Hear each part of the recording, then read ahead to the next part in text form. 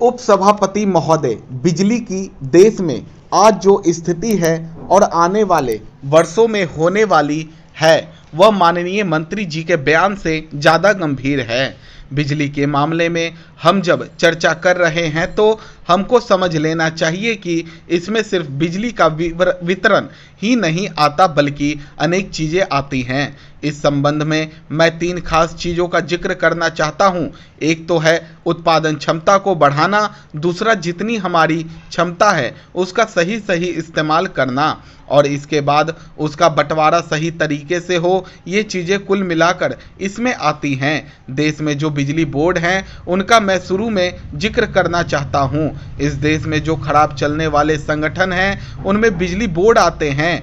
कई बार इस सदन में कहा गया है कि बिजली बोर्ड बहुत खर्चीले हो गए हैं। सन 1982 में देश के बिजली बोर्डों को करीब 20 अरब रुपए का घाटा हुआ था। यह हालत बिजली बोर्डों की है। इसके कई कारण हैं, परंतु यहाँ मैं उन पर विस्तार से नहीं कहना चाहता। वैसे बिजली बोर्ड के घाटों का मैंने जिक्र कर दिया। आपने बिजली के उत्पादन के बारे में, उसके उपयोग के बारे में बहुत बातें सदन को बताई हैं। मैं यहाँ इसका जिक्र नहीं कर रहा हूँ। मैं केवल यह कहना चाहता हूँ कि वह बिल्कुल ठीक नहीं है। आपकी योजना पूरी होते होते क्षमता और मांग में 20% की कमी हो जाएगी। यह स्थिति हमारी होने वाली है। बिजली की 6ठी पंचवर्षीय योजना का मसौदा तैयार किया गया है और इसमें कहा गया है कि बिजली हमारे लिए बहुत महत्वपूर्ण चीज़ है। बड़ी भारी तैयारी के साथ सरकार ने कहा कि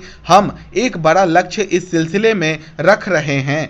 पहले 25 लाख मेगावाट अतिरिक्त क्षमता की स्थापना का लक्ष्य रखा गया, बाद में उसको घटाकर 20 लाख मेगावाट किया गया। अब यह बिल्कुल साफ हो गया है कि योजना के पूरे होते होते मुश्किल से 10 लाख मेगावाट क्षमता पर हम पहुंचेंगे।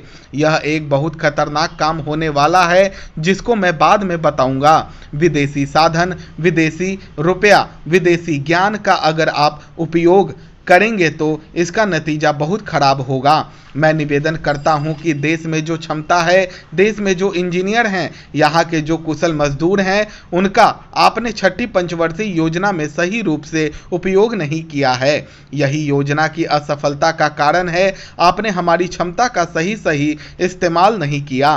पहली पंचवर्षीय योजनाओं में हमारी बिजली पैदा करने की क्षमता करीब हर योजना में दुगनी होती रही, लेकिन इस योजना में स्थिति खराब हो गई। पहले 3 में बहुत अच्छी थी, परंतु 6ठी में खराब हो गई है। इसका एक कारण है, यह सदन इस बात से अवगत है कि प्रधानमंत्री का जो 20 सूत्री कार्यक्रम है उसमें बिजली के विकास को, बिजली के उत्पादन को बहुत ऊंची प्राथमिकता दी गई है। इसे लागू करने पर देश में बिजली की कमी नहीं रहेगी।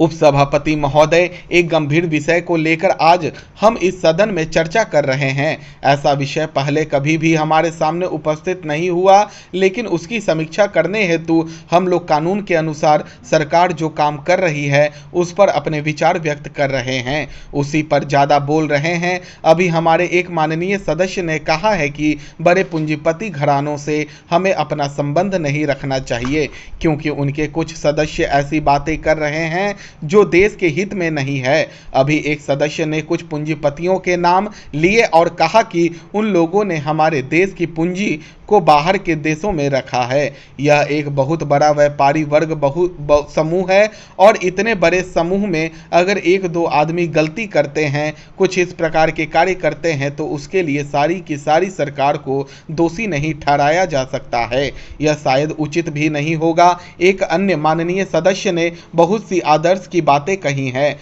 आदर्श की बात सही हो सकती है, मैं उनसे इस संबंध में सहमत हूं, लेकिन विषय यह नहीं है। विषय यह है कि अभी जो परिस्थिति हमारे सामने है, कानून के अनुसार जिन लोगों ने ठीक प्रकार से व्यवहार नहीं किया है, उनके साथ हमारा कैसा व्यवहार हो, उनके प्रति हमारा क्या दृष्टिकोण हो, हम उसकी कैसे आलोचना करें। आदर्श की बातों से शायद ही कोई व्यक्ति सहमत हो सकता है। इन सब बातों को देखकर हमें इस पर विचार करना है। इन बातों को ध्यान में रखकर हम अपनी राय दें। यह कह देना कि सारा दोष सरकार का है, ठीक नहीं है। मैं चाहता हूं कि सरकार को करों की चोरी करने वालों के खिलाफ कदम उठाने चाहिए।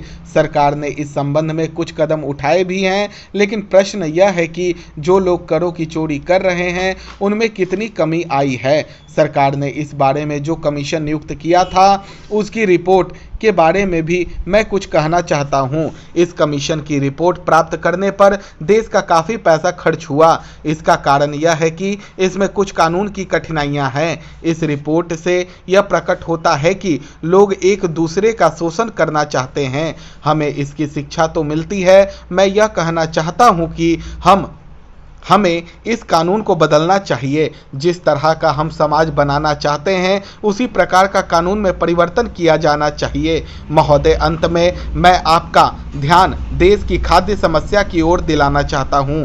आप जानते हैं कि हमारे देश में बाढ़ और सूखा प्रायः होते रहते हैं। सरकार ने इन समस्याओं के निपटारे के लिए अभी तक जो कदम उठाए हैं वे इतने कारगर सिद्ध नहीं हो पाए हैं। सरकार को इस ओर ध्यान देना चाहिए। यदि सरकार ने समय रहते इस विकट समस्या की ओर ध्यान नहीं दिया तो देश की जनता को काफ़ी परेशानी का सामना करना पड़ेगा। समस्या की ओर सरकार को प्रमुखता से ध्यान देना चाहिए, तभी कोई समस्या का हल निकल सकता है।